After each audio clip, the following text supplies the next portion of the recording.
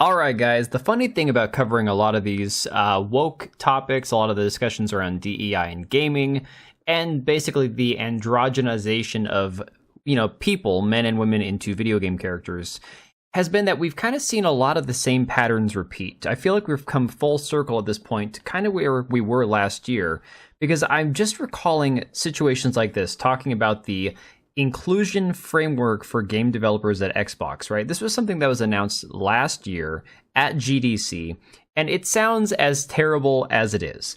This essentially was a checkbox, a guide for developers working at Microsoft and for, of course, developers across the entire video game industry on how to be more inclusive with both their coding, with their terminology that they use, with the characters that they create, with the stories they tell. It is woke in a nutshell, is everything that it is. It's all about approachability, representation, globalization, accessibility, all of these buzzwords that we've learned to pick up on that you go, yeah, this means it's going to be dog shit, right? So just if you look at the product inclusion toolkit right here on their website, under representation, you can see a prime example. It says, what this means, we create product experiences with respectful expression. Respectful expression shows up in multiple facets of our work, including creators, ensuring we partner with and support a diverse community of content creators. Never diverse thought, it's always diverse skin color and sexuality. Content, ensuring our content tells stories that resonate with our diverse player base in-game and in our marketing. Players, ensuring our players feel seen and connected to meaningful experiences. We bring people to life, or we bring to life people and cultures within our products from many diverse perspectives, recognizing there's not a single portrayal of a person that could represent an entire community or culture. And of course, I find it ironic.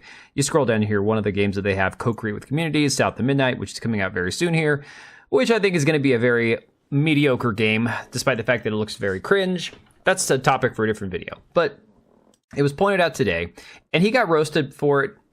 You could say unjustly, depending on your view of Grums, by Xbox Game Pass, but for pointing out that Xbox Game Pass is pushing virtue signaling. And of course, you can see it right here, transgender and non-binary community games. And some of these games are absolute cringe, dog water crap.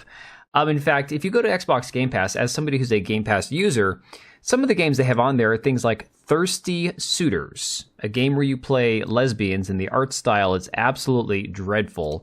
The Red Strings Club, which just looks like complete horrible Tumblr art, like fever dream shit. But again, this has been a recurring trend within Microsoft, within what we've seen with Halo, where they essentially have completely butchered Cortana, and they have tried to push a very diverse cast of Spartans over just, having a... What was basically in the past with Master Chief, you didn't know if he was white, you didn't know, if he was straight, he was just Master Chief.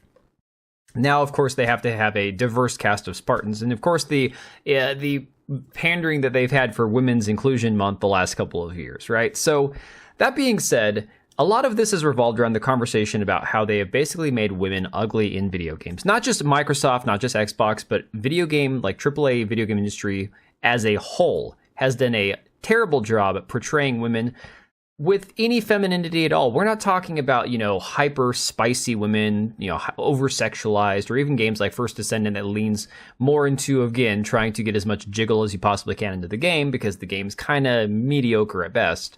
No, we're talking about genuinely butchering women's faces to make them look more like men. And of course, this is something that's been all over Reddit. Everyone's been denying it, saying it's not a real thing, saying you're crazy. John Phipps, who's no longer on Twitter, said, I just want to make sure I don't suffer from glaucoma or that my brain wasn't surgically replaced by a handful of Ritz bits as I slept, so bear with me. This is the character men are complaining is ugly and masculine. This character, this is the one. And of course, talking about the Perfect Dark remake or reboot, I guess, that's coming out here very soon. And again, it's an unattractive character. Now, again, it's a woman, right? You can tell by looking at it, sure, it's a woman, but it's not a pretty woman.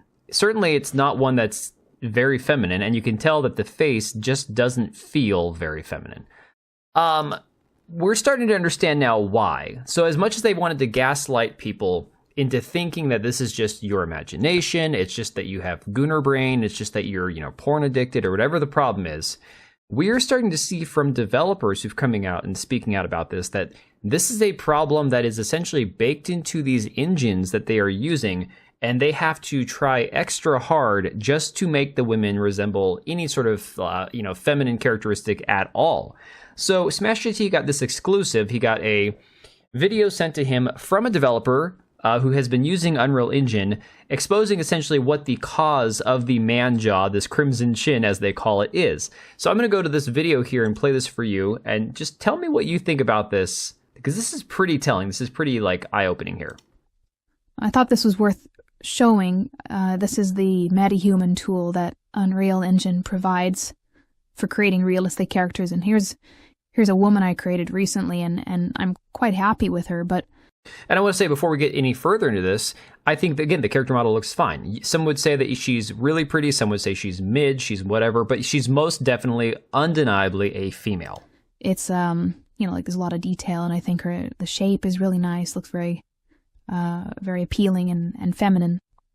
But you have to try, very hard to get her to look like this. I had to do what's called the mesh to MetaHuman workflow, which is to import a custom mesh. You actually can't really create someone who looks like this from scratch using the characters they give you. They're actually a lot of them are actually quite ugly, I find. And so I have to use an alternate workflow to get in a different looking mesh to start with, and then I can sculpt it to the way I want it. There's a funny little slider that they provide, which is basically to ignore the mesh that you use and to revert to using theirs. And it just shows you the total woman bias that's in tools like this, and that explains a lot. Like why is it that women look so ugly? And so I want to know if the people at Unreal, if the people at Epic are going to admit when you have a female developer saying that there's a bias towards making attractive women in games. Like, are you going to listen to your female developers? Are you going to actually listen to what they're saying? Because surely that they would know better than you what a woman looks like, right? They look in the mirror every single day. Like right now it's set to 1, which is using my mesh, and if I set it to 0 and using theirs, this is what they want to do. I mean, holy crap. Do we even need to say anything else? I'll let the video finish playing, but if you just go back, just look, we're going to leave it freeze framed here. Compare this. This is what right now it's Let me pause this again. Compare that. Set to 1, which is using my I think I want. It's just the ugliest thing you've ever seen, I think. It instantly makes her look more like Abby from Last of Us Part 2. Which is just mind-blowing that she has to take extra time and incorporate her own mesh, as they call it. And again, I'm not a developer. This is something I had to look up.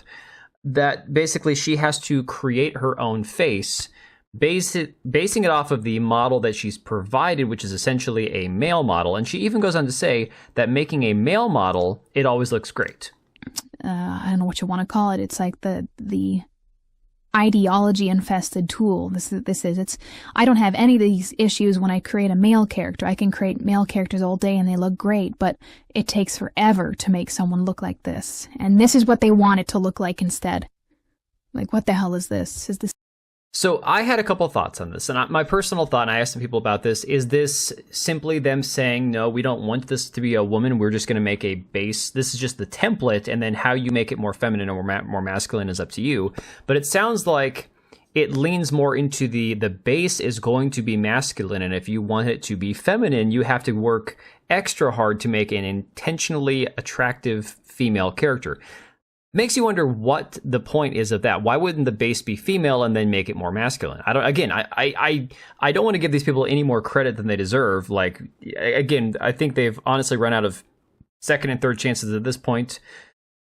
But what the hell's the reason for this, right? So if you think about this, remember the sliders that we saw from Dragon Age Velguard, where this was as large as you could make the posterior here. This was it. At 100%, this character had zero rear end whatsoever.